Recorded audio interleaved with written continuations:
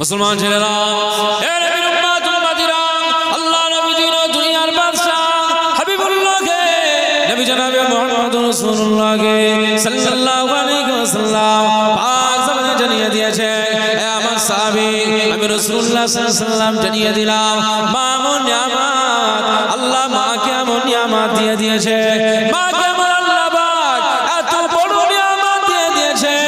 যদি তোমার আম্মা জান বেঁচে থাকতো, যদি তোমার আম্মা জান জীবিত থাকতো, তোমার আম্মা জান যদি হায়াতে থাকতো, আমি রাসূলুল্লাহ সাল্লাল্লাহু আলাইহি ওয়াসাল্লাম তোমাকে বলে দিতাম, তুমি যে অন্যায়টা করলে, তুমি যে খুনটা করলে, তুমি যে হত্যাটা করে দিয়েছো, এই অপরাধ থেকে বাঁচার জন্য না না না না, আমি তোমাকে একটাই পরামর্শ দিতাম, তুমি তোমার আম্মা জানকে খিদমত করবে, আম্মা জানের খিদমতে তুমি মশগুল হয়ে যাবে।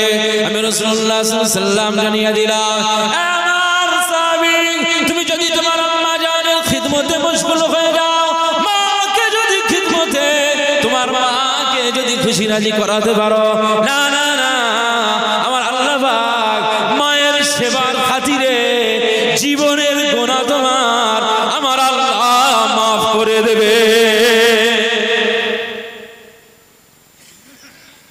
মুসলমান, মা অনেক বড় দামি জিনিস। সংসারে খুঁটিনাটি বিষয় হতে পারে, কিন্তু তাই বলে একদম পুরো বাতিল বলে ঘোষণা করবেন না। এটা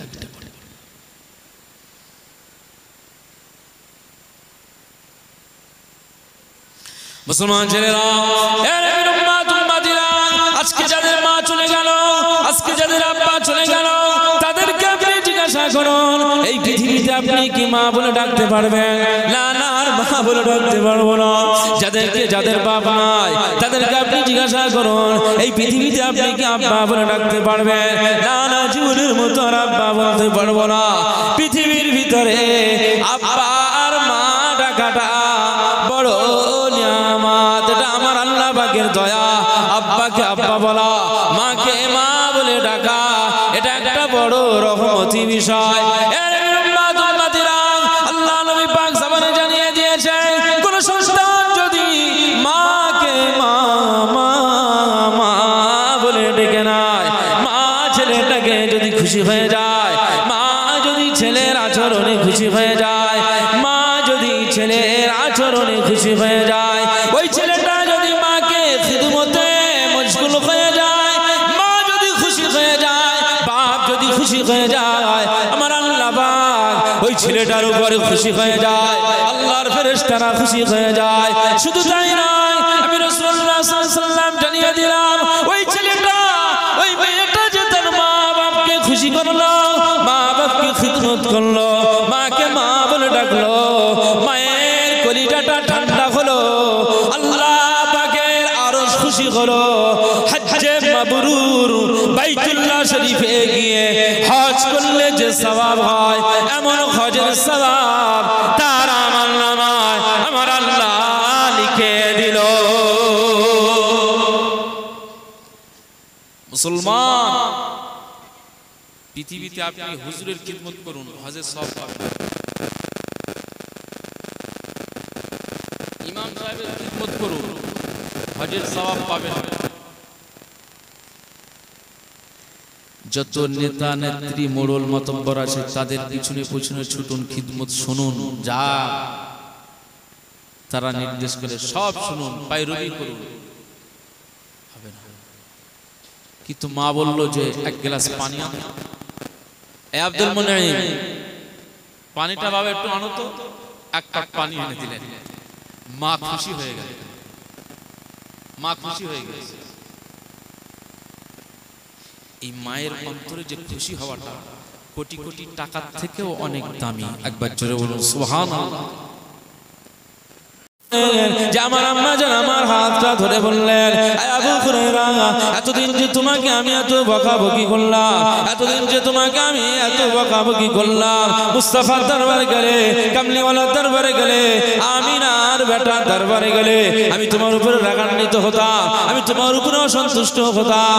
আবু হুরায়রা, ওটা সব পিছনের কথা ভুলে যাও, আমি মা ভুল করেছিলাম, আজকে আমার হঠাৎ মনটা কি হলো, না না না, ইসলামের প্রতি আমার আকর্ষণ তৈরি হয়ে গেল, মুস্তাফার প্রতি আমার আকর্ষণ তৈরি হয়ে গেল।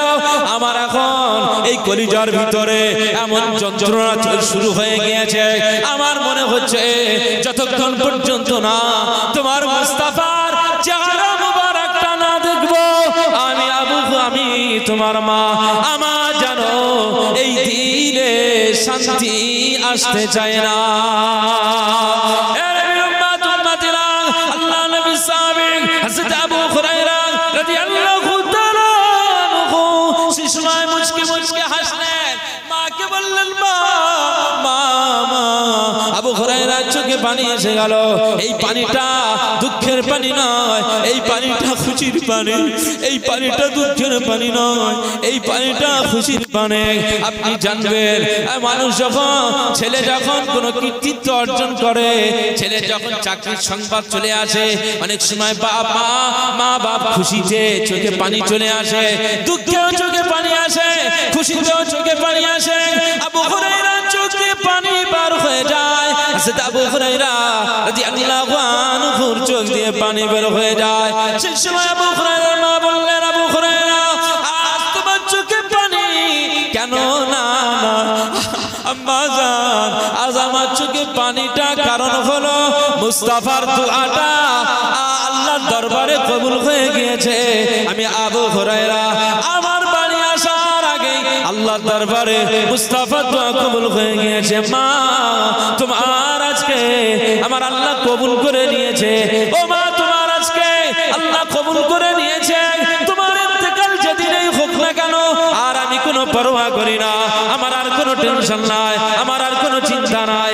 আমি আবু হুরায়রা রাদিয়াল্লাহু আনহু আমার খুশিতে ভাগে ভাগ হয়ে যায় যে আমার মা ইন্তেকাল যখনই হোক না কেন আর টেনশন করি না, আমার মা ইন্তেকাল হবে, এবারে আর বেঈমান অবস্থায় যাবে না, আমার মায়ের কাফন পরানো হবে, বেঈমানের কাফন পরানো হবে না, বরং আমার মা ইন্তেকাল হবে, কাফন পরানো হবে, কবরে রাখা হবে।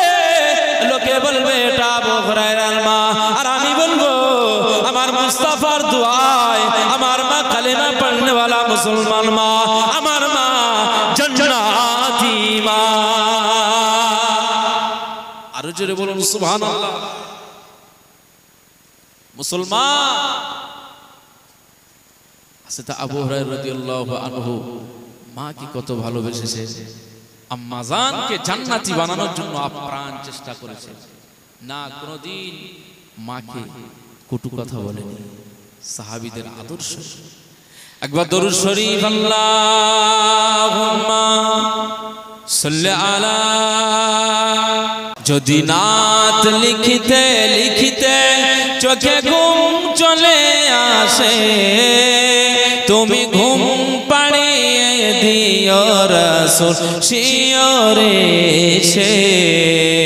যদি নাত গাইতে গাইতে চোখে ঘুম চলে আসে, তুমি দেখা দিও রাসূল আমার স্বপ্নে সে। আমি সব দুঃখে গানে তোমার ভাবনায় কত সুর মেখে যে তারে মনের মতো সাজায়। আপনাদের কণ্ঠের আওয়াজ নেই কেন? একটু মহব্বত হয় না সুবহানাল্লাহ? আওয়াজ দিয়ে হয় না সুবহানাল্লাহ? আমি সব দুঃখে গানে তোমার ভাবনায় কত সুর মেখে যে তারে মনের মতো সাজায়। যদি মনের মতো গাথা মনের মতো না হয়, মনের মতো সাজিয়ে দিও গান আমার হেসে, গান আমার হেসে। যদি নাত লিখিতে লিখিতে চোখে ঘুম চলে আসে, তুমি ঘুম পাড়িয়ে দিও রাসূল শিয়রে সে। যদি নাত শুনতে শুনতে চোখে ঘুম চলে আসে তুমি দেখা দিও রাসূল আমার স্বপ্নে এসে কবুলে খার ফাঁকে যদি ডাকে তোমায় হৃদয় তুমি নূর মদিনা ছাড়ি আসবে কি গো নিশ্চয়। আওয়াজ দিয়ে হয় না সুবহানাল্লাহ, নারে তাকবীর। কবুলে খার ফাঁকে যদি ডাকে তোমায় হৃদয় তুমি নূর মদিনা ছাড়ি আসবে কি গো নিশ্চয়। যদি রাখো সত্যি সত্যি চরণ পাপীর ঘরে জীবন কাটিয়ে দিব তার ছাপের চারিপাশে ছাপের চারিপাশে। যদি নাত লিখতে লিখতে চোখে ঘুম চলে আসে তুমি ঘুম পাড়িয়ে দিও রাসূল শিয়রে এসে। যদি নাত গাইতে গাইতে চোখে ঘুম চলে আসে তুমি দেখা দিও রাসূল আমার স্বপ্নে এসে। আল্লাহুম্মা সাল্লি আলা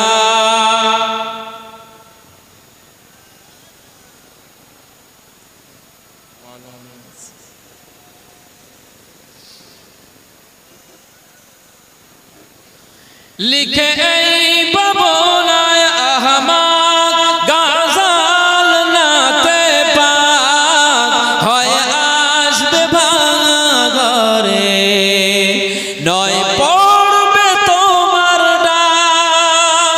বলুন আল্লাহুম্মা আমিন, বলুন আল্লাহুম্মা আমিন। লিখে এই বাবনায় আহমদ গাজাল নাতে পাক হয়